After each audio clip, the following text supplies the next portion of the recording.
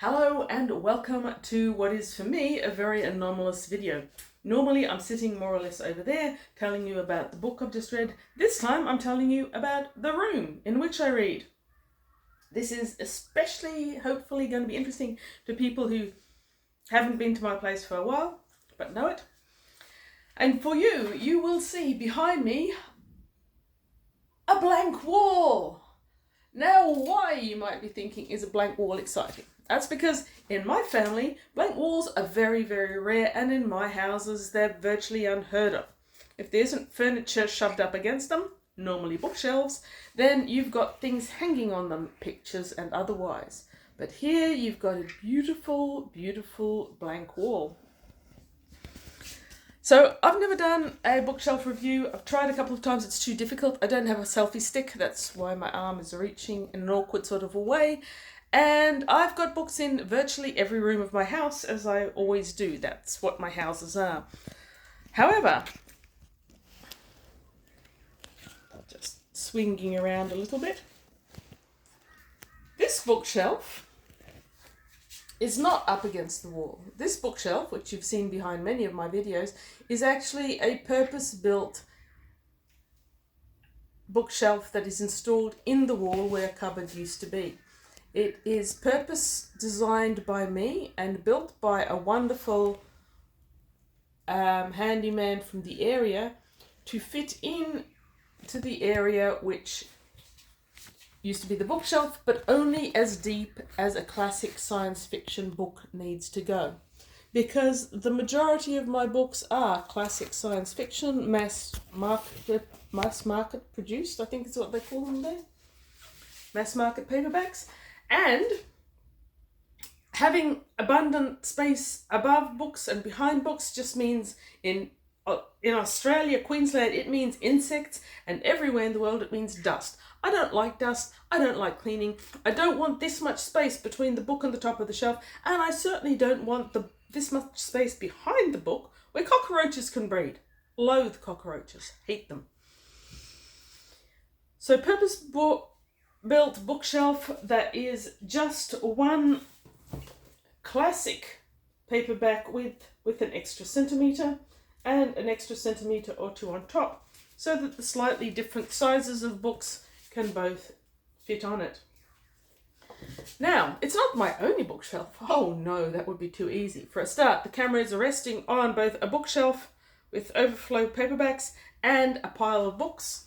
We've got this much larger, in terms of bookshelf size, bookshelf over here.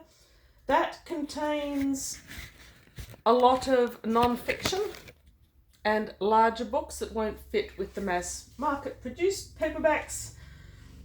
But all of those shelves that you can see are books that I have not only read, but often read and reread and will continue to reread.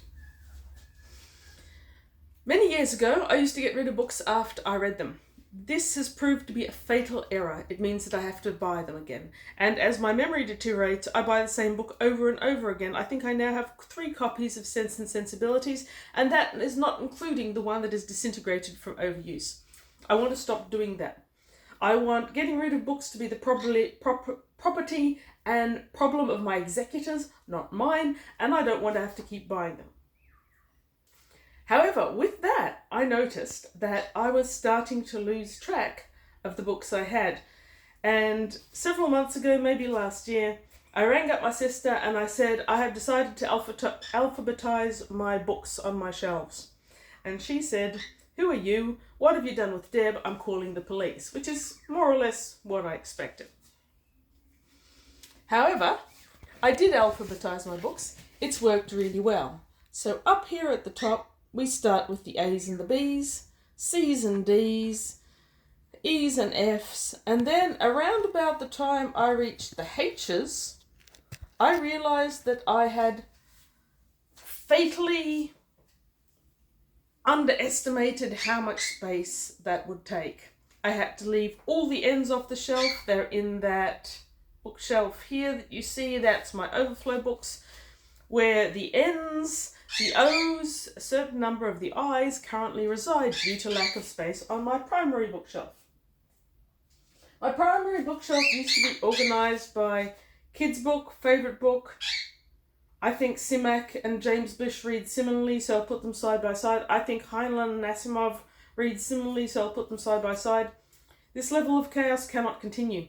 And so I have now commissioned from yet another wonderful local tradesman a purpose-built bookshelf on the style of this one back here, just mass market paperback intended to go on this wonderful blank wall. And hopefully in a couple of weeks you will see a brand new bookshelf there with the overflow alphabetized books that could not fit. Now, just for shits and giggles, I'm going to try and focus on my other shelves. These are my acquired as yet unread bookshelves, on which reside about 200 mainly classic science fiction and fantasy, but also some non-fiction, some literature, and some other books. This is not going to be much of a professional video when I compare it with some of the other ones. However, you know, books. It's all about the books. Thank you for putting up with this very, very wobbly video. I appreciate anyone who watched this one or any of the other ones. Thank you for watching. Thank you for liking, commenting, and subscribing. And let's look forward to yet another bookshelf on that wonderful, wonderful blank wall.